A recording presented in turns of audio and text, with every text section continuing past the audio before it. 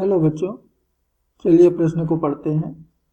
चित्र में 3 स्लिट ए, बी तथा सी दिखाए गए हैं, जहां ए बी बराबर बी सी है।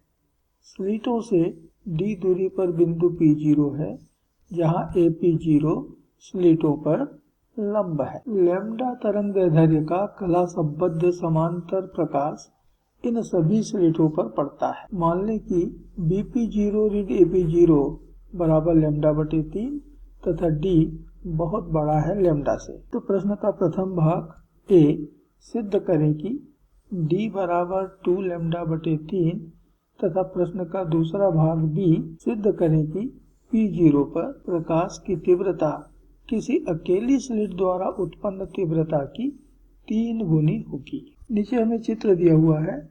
ये प्रकाश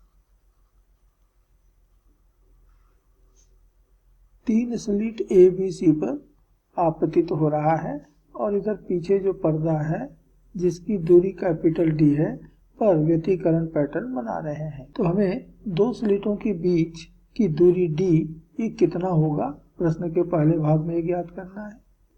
और दूसरे भाग में P0 पर, जो कि ए से डाले गए लंब का अंतिम बिंदु है, पर तीनों स्लिटों से आने वाला प्रकाश कितनी तीव्रता उत्पन्न करेंगे, यह हमें ज्ञात करना है और बतलाना है कि यह एक स्लिट के द्वारा उत्पन्न तीव्रता का 3 गुना है। तो इस प्रश्न के लिए जो मूल अवधारणा है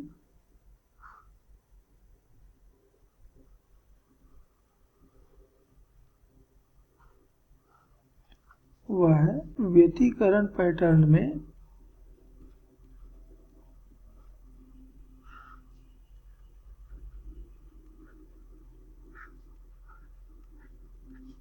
परिणामी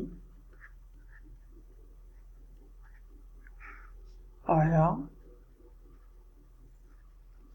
सूत्र a का वर्ग बराबर a1 का वर्ग धन a2 का वर्ग धन 2a1 a2 cos फाई से प्राप्त होता है, जहां फाई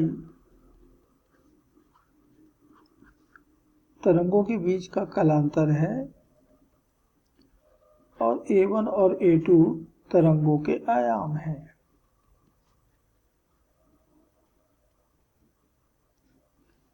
तो दिया गया प्रश्न इसी अवधारणा पर आधारित है। तो हमें प्रश्न में दिया हुआ है कि जो BP0 है और ये जो AP0 है, इन दोनों में अंतर जो है वो लगभग λ/3 के बराबर है। तो चित्र में हम देख रहे हैं कि ABP0 एक समकोण त्रिभुज है, जहां हम पाइथागोरस प्रमेय का उपयोग कर सकते हैं। तो त्रिभुज ABP0 से BP0 का वर्ग बराबर होगा AP0 का वर्ग धन AB का वर्ग। तो BP0 का वर्ग ऋण AP0 का वर्ग बराबर AB का वर्ग। इसको हम A वर्ग ऋण B वर्ग वाले सूत्र से विस्तार करें तो हमको मिलेगा BP0 धन AP0 गुणित BP0 ऋण AP0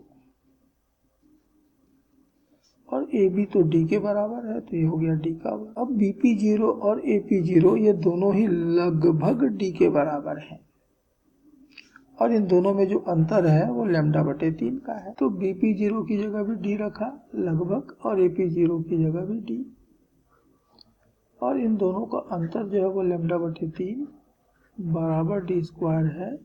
इसका मतलब हुआ कि D वर्ग बराबर 2D λ/3 और इसलिए D बराबर वर्गमूल 2D λ/3। तो ये प्रश्न के पहले भाग में यही सिद्ध करना था, अतः सिद्ध हुआ। तो प्रश्न के भाग बी के लिए हम मान लेते हैं कि माना कि प्रत्येक स्लिट से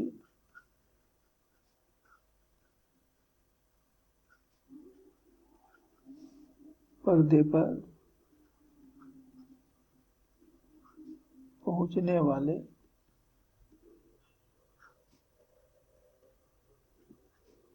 तरंग का आयाम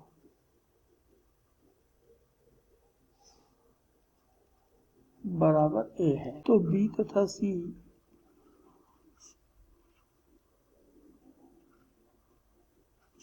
का कुल योगदान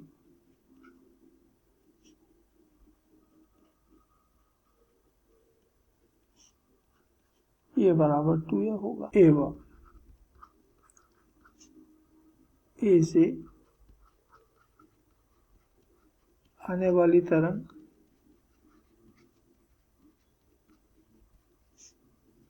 के साथ पथांतर बराबर λ/3 होगा। अब हमें मालूम है कि कलांतर बटे 2 पाई बराबर होता है पथांतर बटे λ।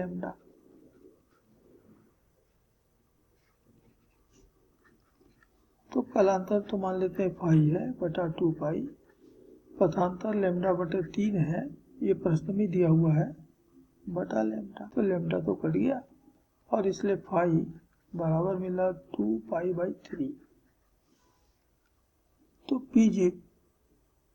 तो बिंदु P0 पर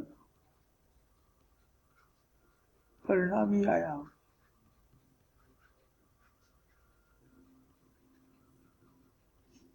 ये हम मान लेते हैं a है, तो a का वर्ग बराबर होगा स्लिट a से आने वाली आयाम का वर्ग a वर्ग, अन्य 2 से आने वाली आयाम का वर्ग अर्थात 2a का वर्ग, धन 2 गुणित a गुणित 2a गुणित cos फाई, तो हो गया a का वर्ग धन 4a का वर्ग धन 4a का वर्ग और फाई का मान हमने भी ज्ञात किया 2 पाई/3। अब हमको मालूम है कि cos 2 पाई/3 बराबर होता है ऋण 1/2, तो a का वर्ग बराबर हो गया 5a का वर्ग धन 4a का वर्ग गुणित ऋण 1/2, हल करने पर मिल रहा है 3a का वर्ग। और इसलिए परिणामी तीव्रता I बटे एक स्लिट से आने वाली तीव्रता अर्थात I0 मान लेते हैं, तो बराबर होगा परिणामी आयाम का वर्ग बटे एक स्लिट से आने वाली आयाम का वर्ग a वर्ग। तो I बराबर हो गया a का मान रख देता हूँ, a वर्ग का मान रख देता हूँ 3a का वर्ग बटे a वर्ग गुणित I0, तो a वर्ग तो कट गया अर्थात 3I0। तो P पर या बिंदु P0 पर जो परिणामी तीव्रता है वो एक स्लिट से आने वाली तीव्रता का 3 गुना होगा, अतः यह भी सिद्ध हुआ।